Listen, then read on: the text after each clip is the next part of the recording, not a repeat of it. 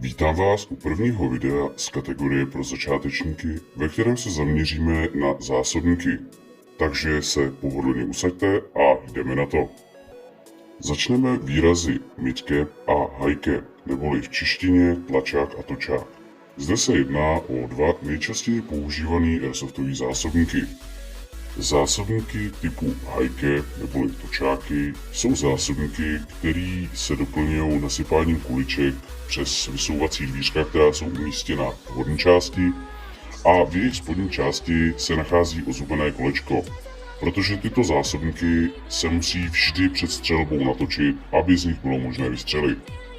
Tyto zásobníky fungují na principu podávání kuliček přes mlýnek, který má na sobě lopatky, a ten pohání listová pružina, která má tvar spirály.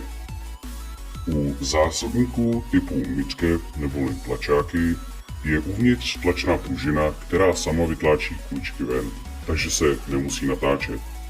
Tyto zásobníky se doplňují stejně jako točáky z horní strany, ale za pomoci tzv. Rychloplniček.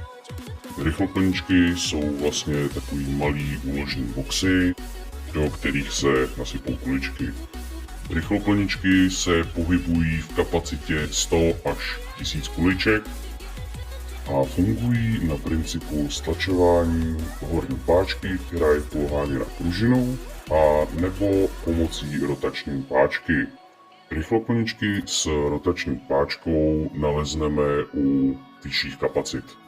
Nyní se pojďme říct něco málo k výhodám a nevýhodám těchto zásobníků. Hlavním plusem točáků je jejich vysoká kapacita, takže vám na jednu hru stačí i jeden zásobník. Ale vždy je lepší mít alespoň jeden záložník. Nevýhodami u tohoto zásobníku je hlučnost. Tím se rozumí chrastění kuliček během jakéhokoliv pohybu. A další nevýhodou, alespoň za nás, je neustálé dotáčení pružiny pomocí ozubeného kulečka, abyste mohli střílet. U tlačáků je hlavní výhodou tlačná pružina, díky které nic nechrastí. A tento zásobník působí více realističtěji. Je tu ale více nevýhod, jako je například kapacita, která je zhruba třetinová od točáků. Takže je potřeba mít u sebe víc zásobníků, což má další nevýhodu, a tou je skladnost. Já osobně mám raději tlačáky právě kvůli nízké hlučnosti a jejich reálnosti.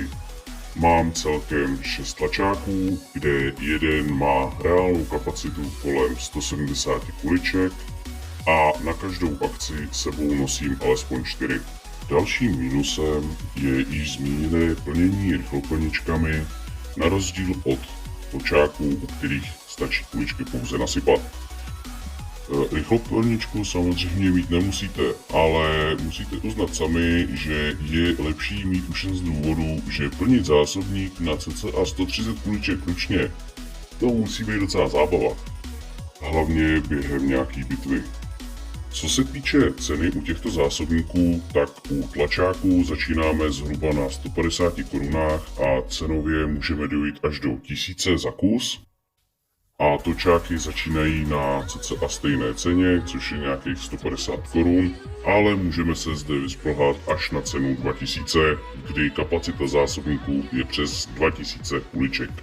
Záleží pouze na vás, co vám bude více vyhovovat. Jestli se chcete trošku přiblížit realitě, anebo zkrátka rozstřílet vše, co se pohne.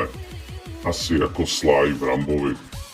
Není ani vyloučené, abyste nemohli zásobníky kombinovat. Hodně lidí hraje například s 2 tlačáky a 1 točákem. A to by bylo pro dnešní video vše. Já vám moc děkuji za pozornost a v příštím videu bychom se mohli podívat na dlouhé a krátké elektrické zbraně.